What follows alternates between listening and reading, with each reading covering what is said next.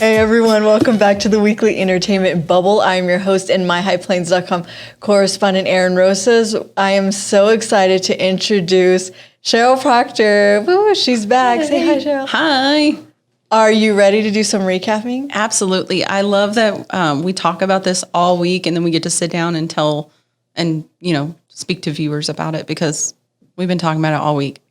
Some crazy stories. And I think we're going to do a bit of a rapid fire because we have some good stuff going on this week. Absolutely. Some top headlines. So let's get right into it. Okay, can we talk about the cast of Don't Worry, Darling? This was so crazy. And I feel like unless you're involved in it, like I saw the headline, I was like, oh, okay, that's whatever, that's drama. I didn't realize that it was so deep in drama. So deep. Okay, so there's a huge timeline of it. So it's not just one thing, it's 15 different things. So cast of Don't Worry, Darling, we have Olivia Wilde, Florence, is it Pug or Pugh? I think it's Pug. I think it's Pug too. We're going to go with that. Yeah, we're going to go with that. Harry Styles.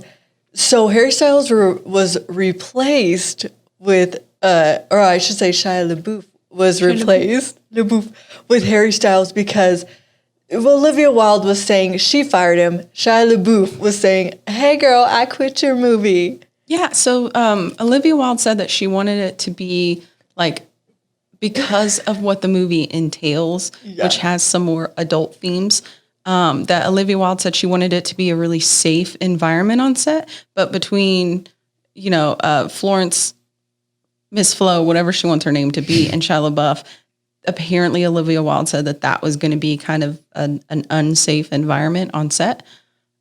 Shia LaBeouf says he didn't have enough time to rehearse, and so he quit. Which I think is very interesting because there was a video that he sent to Variety magazine, and it was Olivia Wilde saying, oh, hey, let's try to make this work. We could try to make it work with Florence. Is that basically what you were just saying? We could try to make this work. But I don't know. It's not great when Shia LaBeouf looks like the good guy because he's a lot to take in, I gotta say. He's been through some things. Yes, he's already been charged with, he's been charged with some things. So with his ex. So, we have all of that. I definitely have pulled up some Twitter videos where we can see a closer look at what these actors are dealing with when it comes to, so I want to pull up a video. So people are saying that at the premiere at Venice, that Florence Pugh was ignoring Olivia Wilde. There was a 4-minute standing ovation reportedly. I feel like all of these films at the Venice Film Festival, they record how long? Yeah. And each one of them got a standing ovation. And that determines if the film is good or not. I don't know. You could just clap at the end. Yeah, just clap. I don't see why not. Okay, so let's look at the body chemistry of Florence Pugh. I'm just going to call her Florence. Florence, next to Olivia Wilde. So, okay, let's take a look. That dress, though. Yeah. First of all, I love Nick Kroll. Look at him. Oh, my goodness. Okay, well, it's about to pan to Olivia. So this is and she's in the yellow dress. Yeah.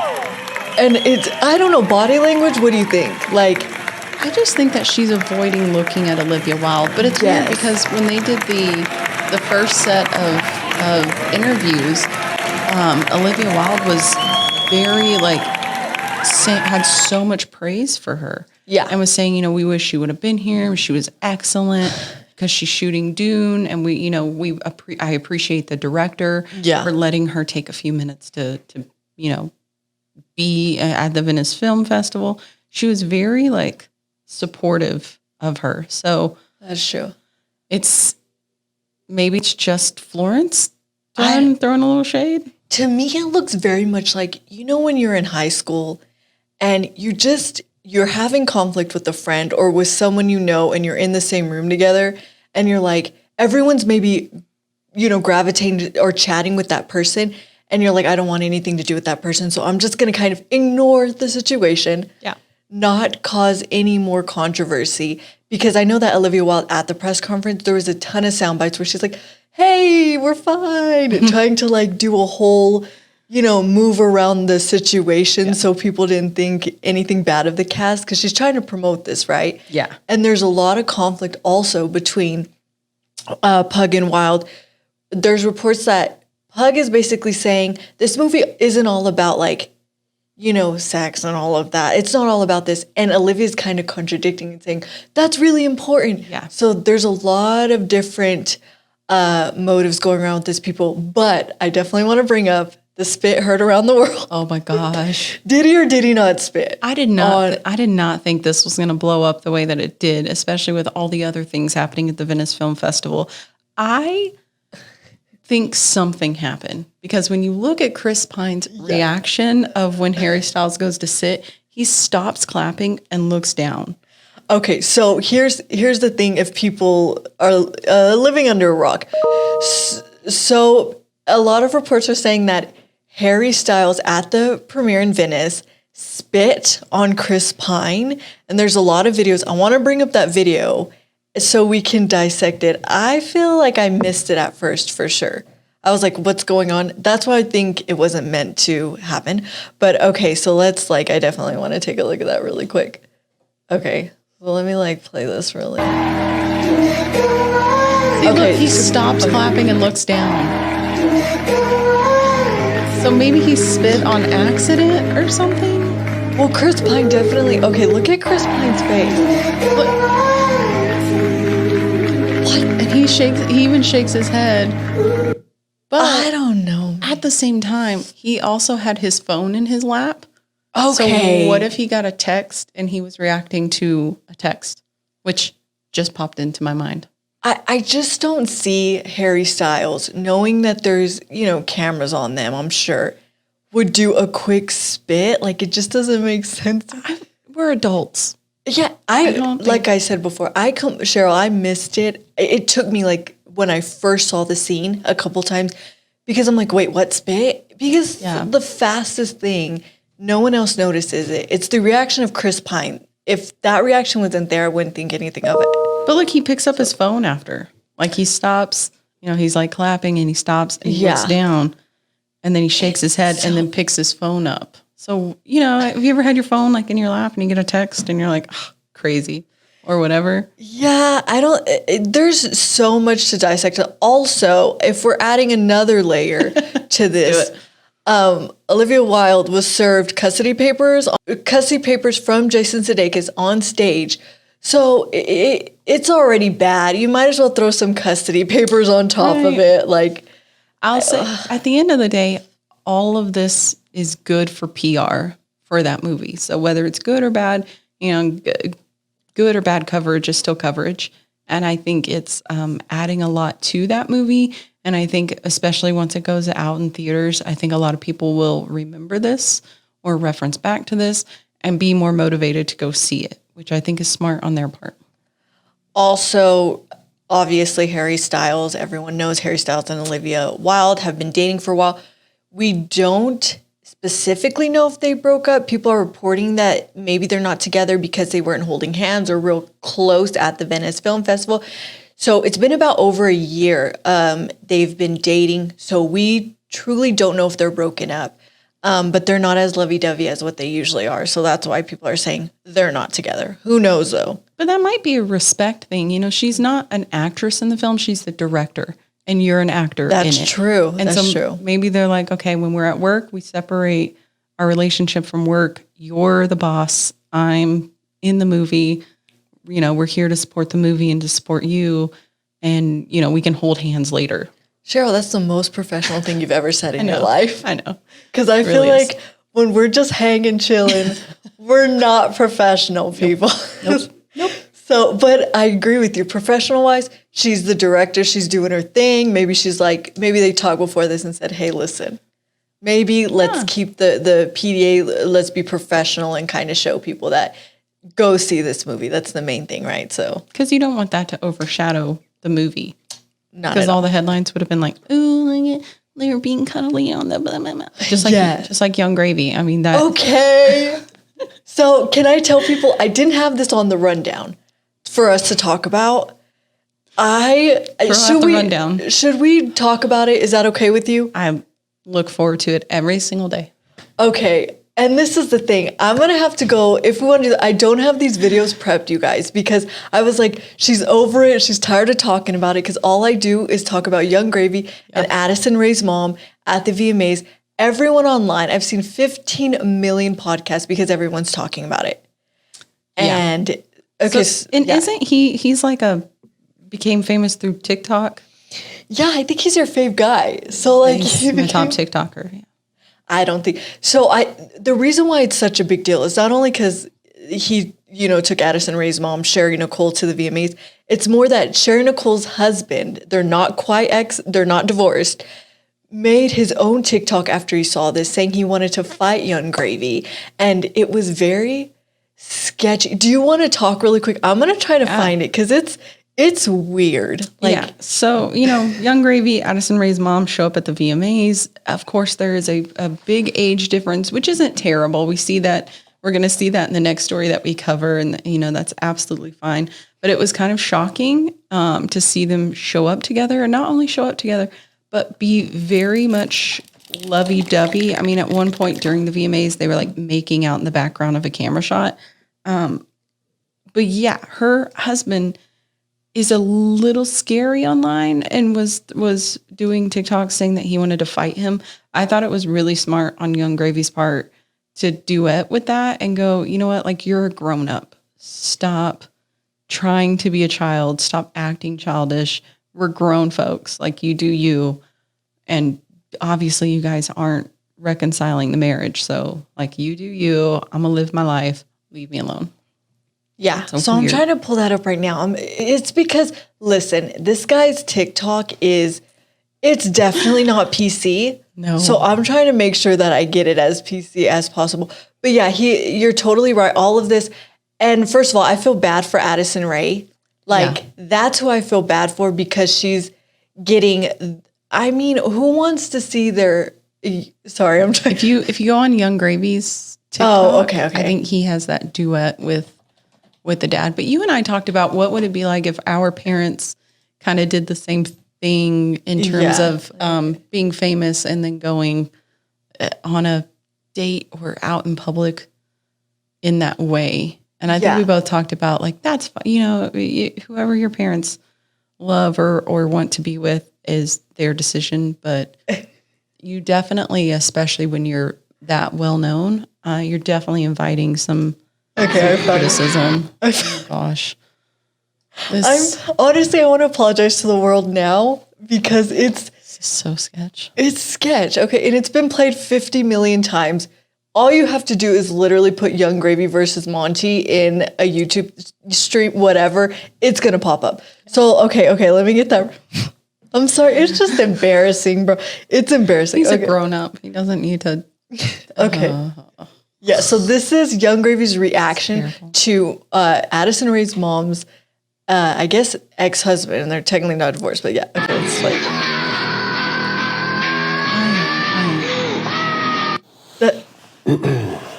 He's like... I'm a grown man. I'm not going to fight you over TikTok drama. You got one of the most successful daughters in the world, and you decide to act half her age to try to get some attention while embarrassing your whole family. So... grow up, get some help, and if we cross paths in real life, don't do anything stupid. That's pretty much my motto in every day. Like, if you cross my path and I'm not into you, just don't do anything stupid. I just think I'm sorry, I'm so interested in it, Sheryl. I apologize.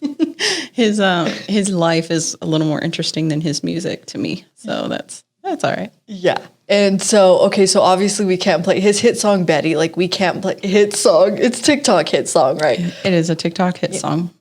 Copyright, I'm not going to play it. But I think I just wanted to throw that out there. Thank you so much for letting me talk about it. There's a ton to dissect there, but I promise you guys, there's so much online and so much more to come. So I want to move on to Leonardo DiCaprio. Speaking of age differences. Right. Leonardo DiCaprio has broken up with his girlfriend of 4 years, Camilla. They had been dating for a model girlfriend, Camilla Morone. There was a 22 age difference between the two of them. And the fact that people are really grasping onto is he has not in years dated a girl over 25. Once they kind of hit that 25 mark, he's done.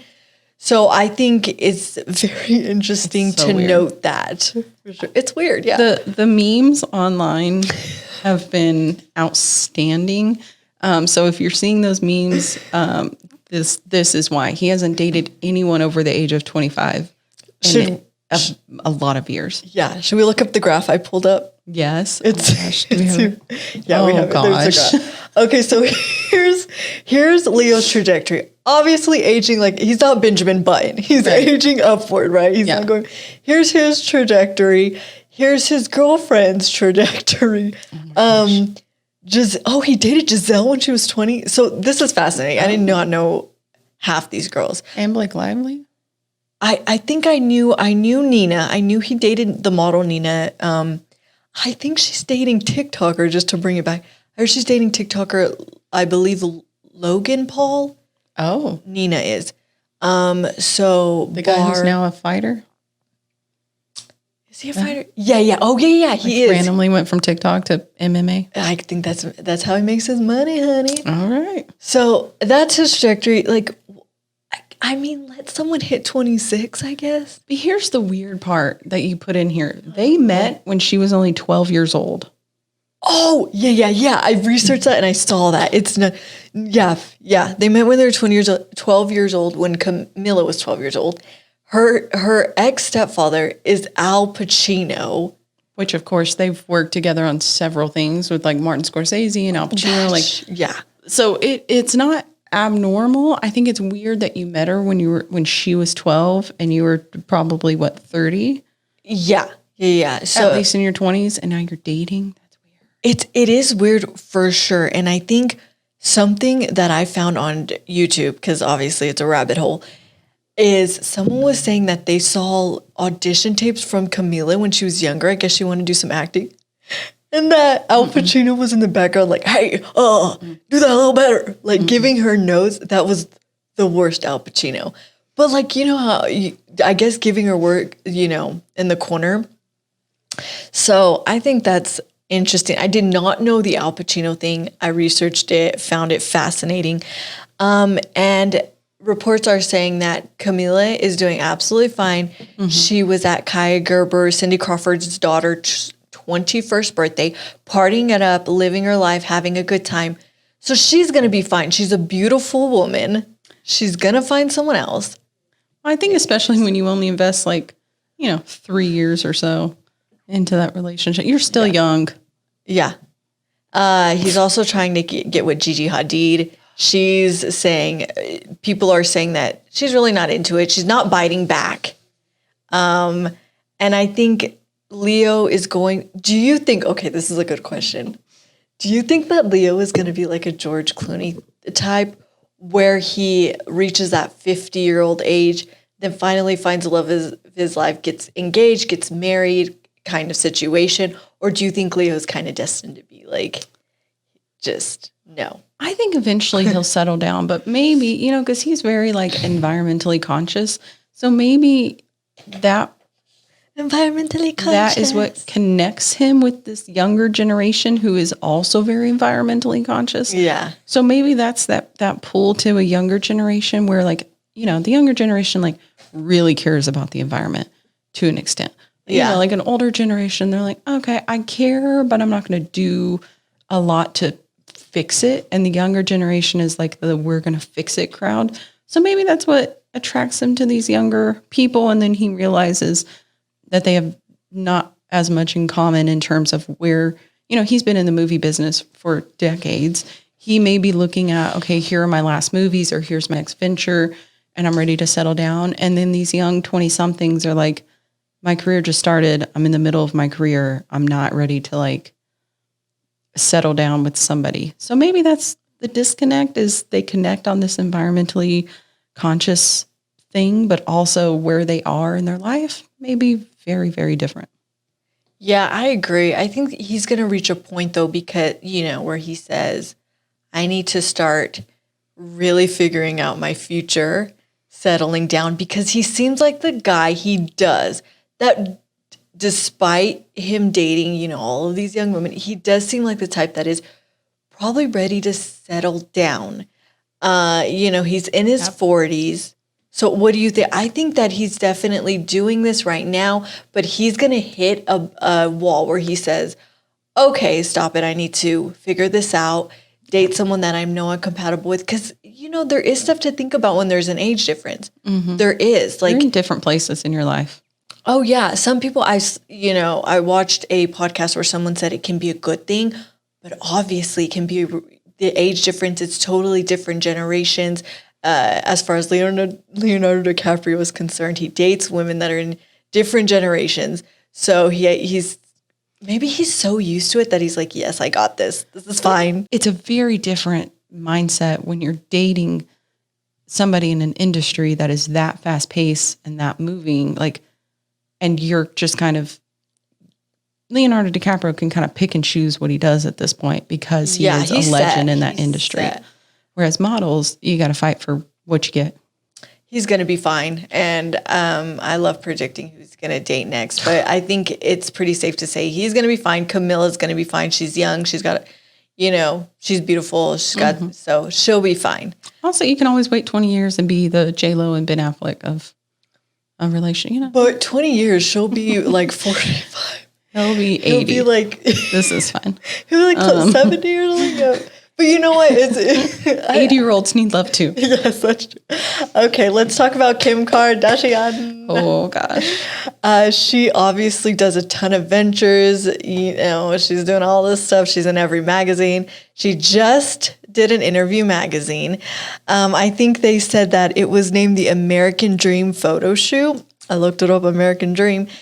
So she reminds me of the Runaways. She's got like this sweepy hair. I'm going to pull that up right now. Jett looking hair. Yeah. So here it is right here. So I just call that split ends, but honestly, she's got some split ends. Well, it's bleached. So, you know, anyone who's... Do you think that's real though? Or is that a wig? So here's she...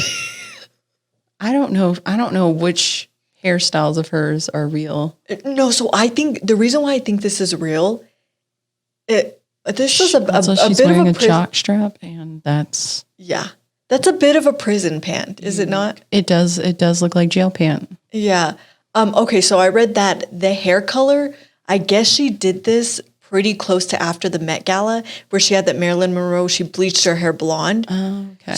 So she had that blonde hair color already. And then we dyed the eyebrows because... Oh, let me go. This is cute. Like, I would wear this outfit. Right. That is, yeah. I would. Are those heels?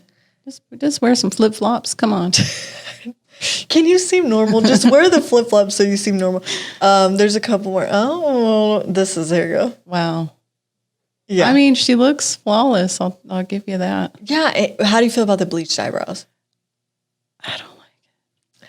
I mean, I don't either, but I think this is, Sheryl, this is fashion with a U. Fashion. See, I'm not fashion forward, so this is probably... This is cute, like the jacket, you know. They're very bushy eyebrows. They're very bushy. When Sierra says hot with 3 fire emojis, that it must be good. Well, yeah, you're probably right. I don't know. I think she looks fine, but I think it's safe to say maybe it's not our cup of tea.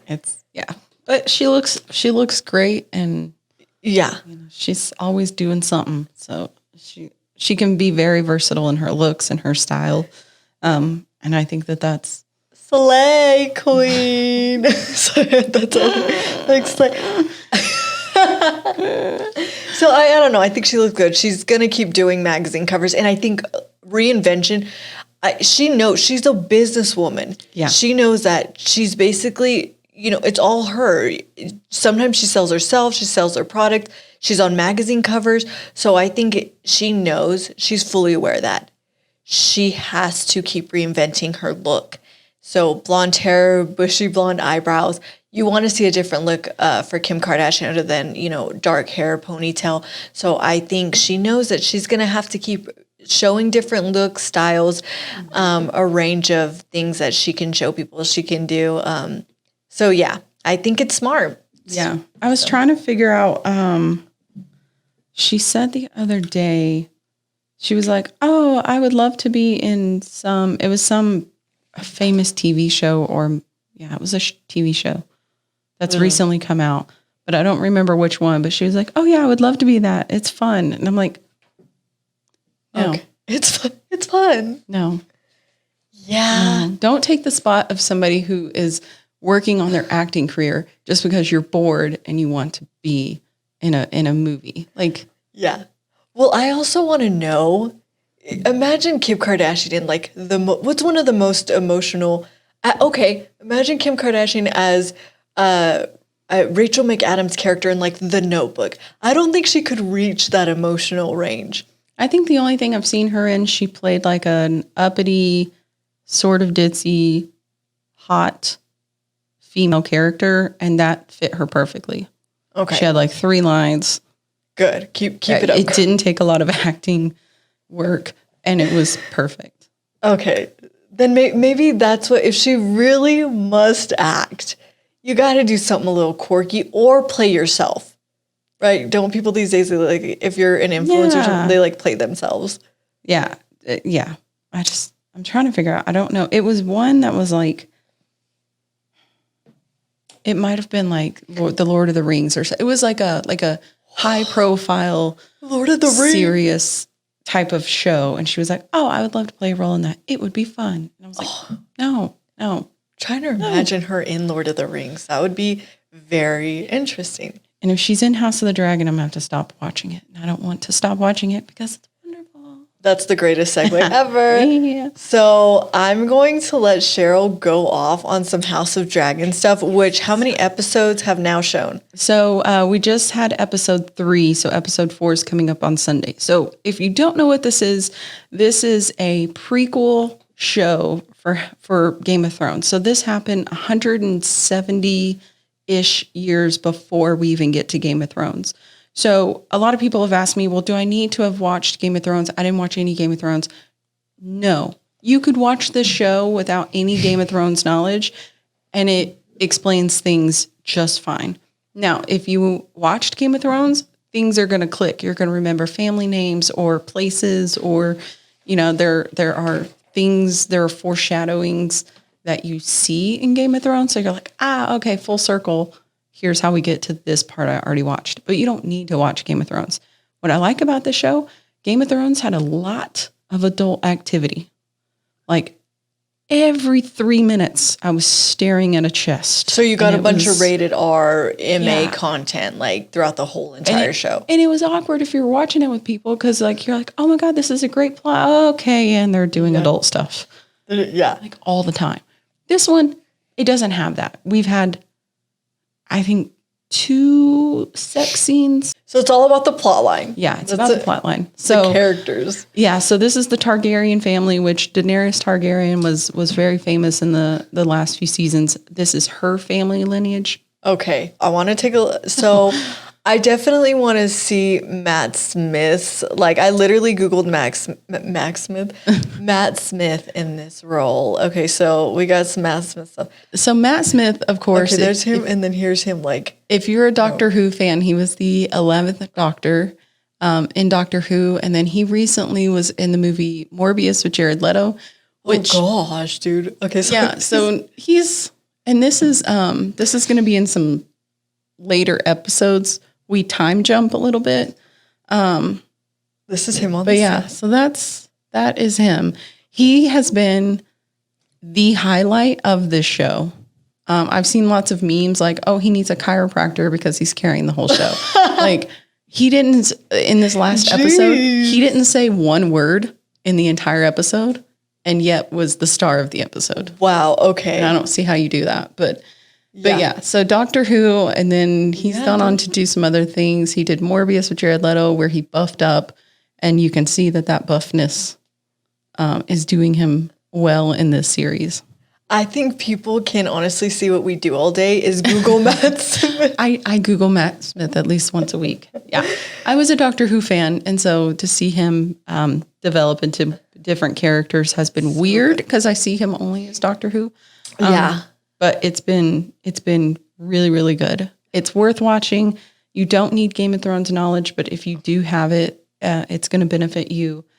and it's already been renewed for season 2. Yeah, I saw that. After Jeez. episode 1, like I think the Tuesday after that first episode, and it's got a season 2. So wow, yeah. So it's probably gonna be good. I think we were talking too about, is it worth watching? I know I really wanted to break it down, and we were talking about this because I have not seen Game of Thrones. Yeah. So I'm like, girl, is it worth watching? I mean, if you're into those, like a lot of people who have been watching this are really excited about the Lord of the Rings prequel. Yeah. So if you're into that type of story in terms of it being like really old school, like House of the Dragon obviously has dragons involved. It's got, stories of like kings and monarchies and that sort of thing. But I love the series. And I look forward to it. It's like the one thing that I do on Sunday. It's like self-care, House of the Dragon, go to sleep. Yeah. There's been a couple times where I almost said House of Cards, but it's fine. But yeah. A show I enjoyed until the news of Kevin Spacey. But also a show I enjoyed at the time. I think, let's do a little personal story about the whole situation when you were like, I don't know if someone's going to come arrest me, but you did give me your HBO login. I did. Okay, I don't know if someone's going to come arrest you, but do you remember I was in Dallas, you gave me your HBO login, and I said, I'm going to go in, and you know what, let me see what's there to offer. And you gave it to me because you're like, I need you to watch Game of Thrones. Watch a couple episodes, figure out if you like it, please, so we can chat about it. I'm like, yeah, I got you, girl. You give me your login. And I end up watching something very specific, and you text me, and you're like, are you joking right now? I gave you my HBO login so you could watch My Big Fat Greek Wedding. Because I thought we ended the conversation with us both on the same page. You were like, I'm going to watch it. I'm going to watch it right now. And I was like, cool. And then I look on there, and instead, it's My Big Fat Greek Wedding. Hi. I mean, I'm sorry, it's so good. But I remember you being like, wait, it says what you just watched and it's just My Big Fat. You're like, I thought you were going to watch Game of Thrones. I'm sorry, but people say that the first 2, I don't know if I have time for this. They say that the first 2 episodes are super slow, of Game of Thrones, I should say, that they're so slow and then you have to wait for the third one. And I'm like, I don't want to wait for the third one. Like, I just want it to be good. Here's my thing. And I said this about the last episode of House of the Dragon because somebody said, well, I heard that there are a lot of slow moments. And I said, well, yes, in terms of it being like fast moving, fast acting, and a little slow, and then fast, and a little slow. But the thing is, those slow moments, those moments where there isn't a bunch of action happening, those parts of the story are so important that if you don't catch stuff in those moments, you're going to be a little bit lost. So even in this last episode, there are a few moments that, there's no action happening, like actively people aren't like stabbing each other. Yeah. But the stories in those are so, so important to remember as you move forward because they're foreshadowing things in the future.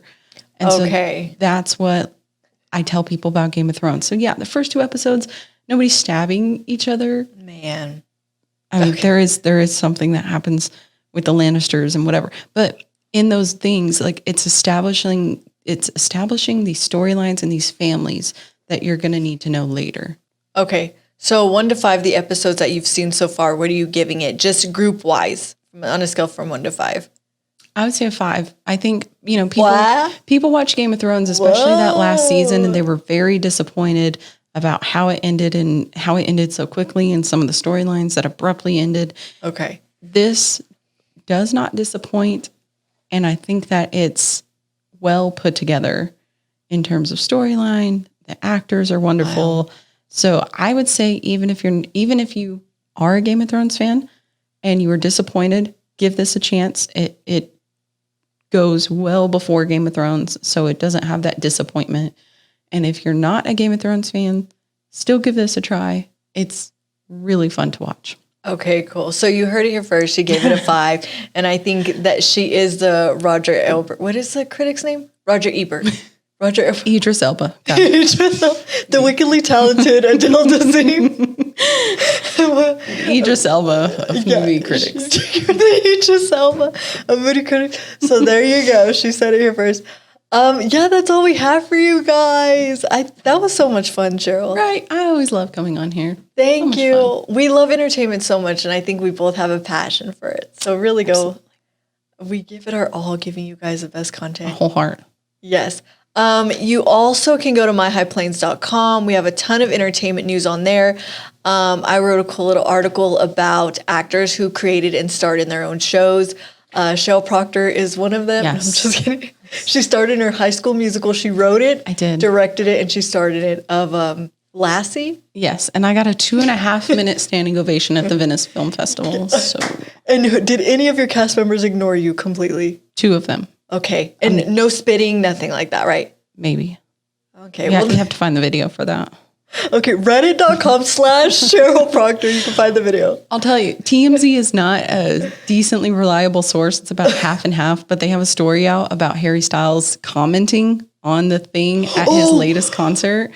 Oh my gosh. You know what? Let's do it. Let's end on Just that. real quick.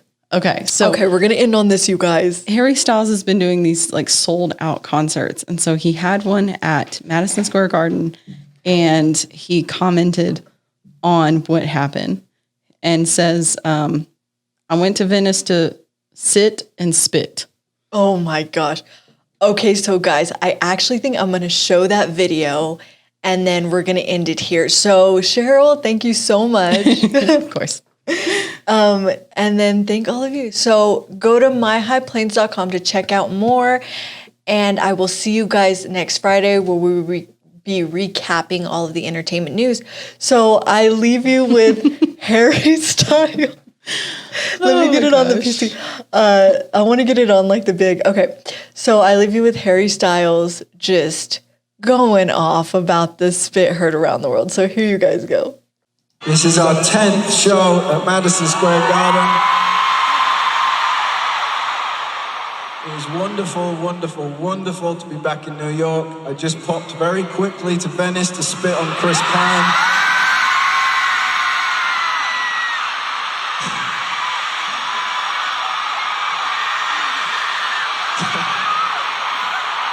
But fret not, we're back.